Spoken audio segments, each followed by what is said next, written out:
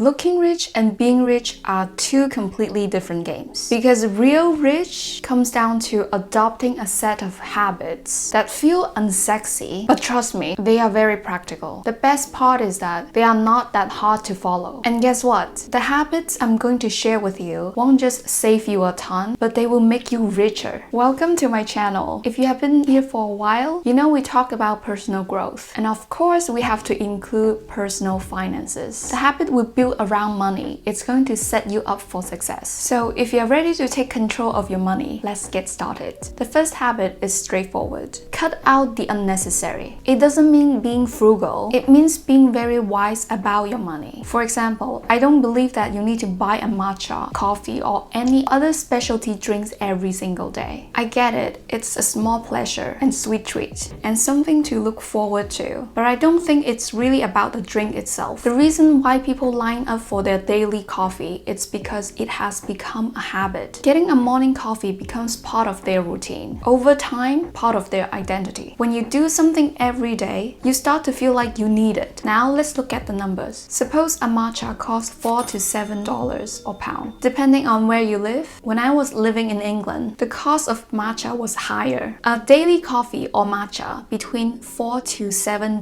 a pound may not seem like much, but over the course of a year, that's between $1,460 and $2,555 a pound just on one drink. There is an alternative. You can still enjoy the same ritual for just a fraction of the cost. Yes, you can buy better ingredients than cafe, a cute ice tray, a cute whisk to make your matcha at home. It will save you a ton and you can still enjoy your matcha in the comfort of your home. This is about being very intentional with your spending and making conscious trade-offs. Maybe instead of buying a matcha every day, you treat yourself once a week. Or perhaps you choose a more affordable cafe that aligns with your budget. Ask yourself if this purchase bringing you long-term value, or is it taking money from your future goals? If the answer is no, it's worth reconsidering. I feel the same about eating out or ordering food delivery all the time. Well, people say that they don't have time or energy to cook. I say that they are lazy. Don't get me wrong.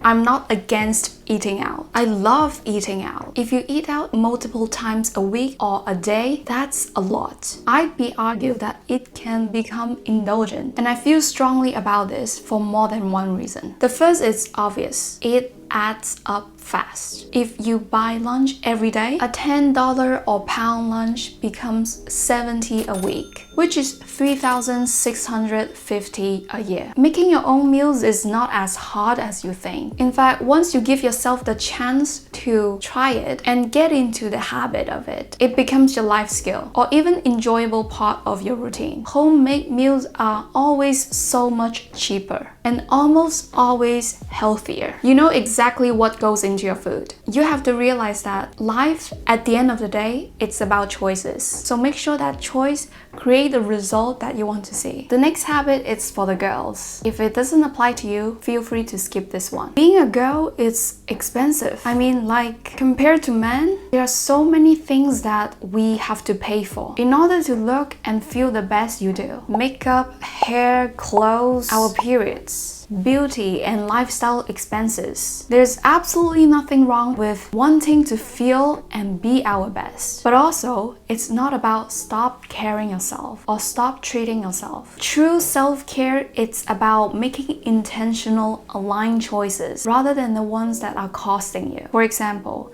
manicures and pedicures. Salon visits easily cost hundreds and hundreds, or even thousands. Personally, I just love my natural nails. And I remember the first try of manicures, I am done with it. I just love how it is. Then there's shopping. I don't believe that you need to buy clothes all the seasons. Buy clothes because you genuinely need them. I love to invest in timeless, good quality pieces that can last longer. Choose purchases that you genuinely feel aligned with. Impulsive purchases, you need to stop. You need to stop impulsive purchases. I was a shopaholic for most of my teenage years. If I could go back, I would spend more time and energy more on productive or fulfilling hobbies rather than shopping because everyone around me was doing it. Nowadays, I won't buy things because it was on sale or because it was a good purchase. Now, whenever I'm trying to buy something, I wait. I leave it for some time until I kind of get myself out of the, oh, I need to get it right now kind of headspace. I know that if I really need to buy something, I would come up with a listed shopping checklist. Now, when I go shopping, I buy things with intentions instead of getting lost from the temptation to buy more things. In fact, I didn't actually need that much stuff. This addictive pattern has more to do with understanding your own emotions, your values, and priorities. The next habit is to pay yourself. One of the timeless lessons from the best-selling book The Richest Man in Babylon is this: a part of what you earn is yours to keep. This practice is the practice of paying yourself first. More specifically, what you earn on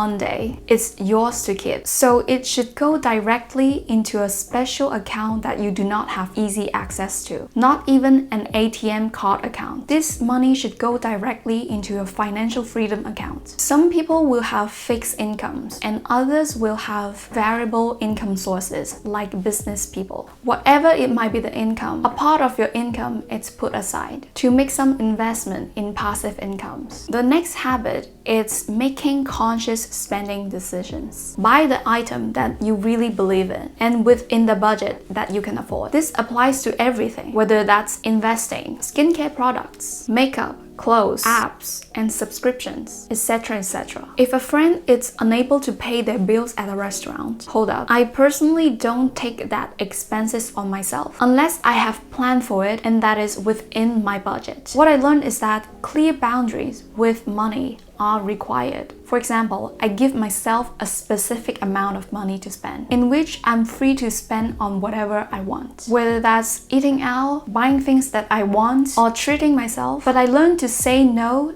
to things that do not add meaningful value to my life. And when the amount I give myself is used up, I don't dig into my financial freedom account. Everyone wants financial freedom, like everyone. But are you qualified to become one of them? Setting the right financial habits, it's going to allow you to become one of them. Ultimately leads you to financial freedom. One of them is being investing. First of all, you will have to save yourself from impulsively buying things. The opposite of impulsiveness is self-control. Now use that money available for investing. If you haven't invested before, here's your homework. Figure it out. Investing is not about the money. It's the habit that matters.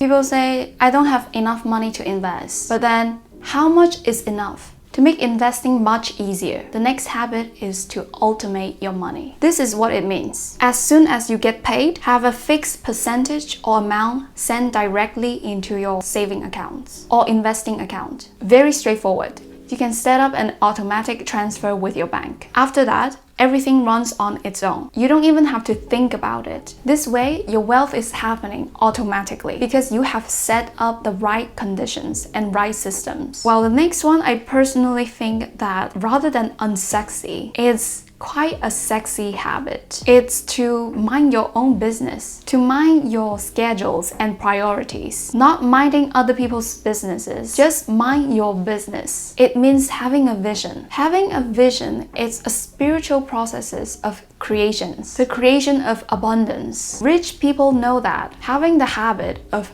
dreaming big, having a vision, is mandatory to their richness. So they get inspired by their goals and vision every day. They develop a laser-focused attention to achieve their projected outcome. Financially successful people upgrade their standards. They always make room for improvements. They begin and end in their mind because they understand that they cannot aim without a target. They never give up and they practice the habit of persistence. They practice patience when everyone is chasing shortcuts. The last habit is my personal favorite. I suggest you to have a side hustle before you need one. Looking for ways to build multiple income streams. Monetize your hobbies. A side hustle might as well change your life and your finances in the future. Unfortunately, many people don't think about creating a second income source until they are facing some sort of crisis or have become very unsatisfied with their job. By then, they're forced to make decisions under pressure. Having a side hustle puts you in a much stronger position. You have time to learn, make mistakes, and grow without the stress of depending on it to pay your bills. This is your sign. Find what that side hustle is and keep going with it. The best time to plant the seed was yesterday. The second best time is today. Thank you so much for watching this video to the end. I appreciate you. Like this video and subscribe to my channel. I can't wait to see you in the next one.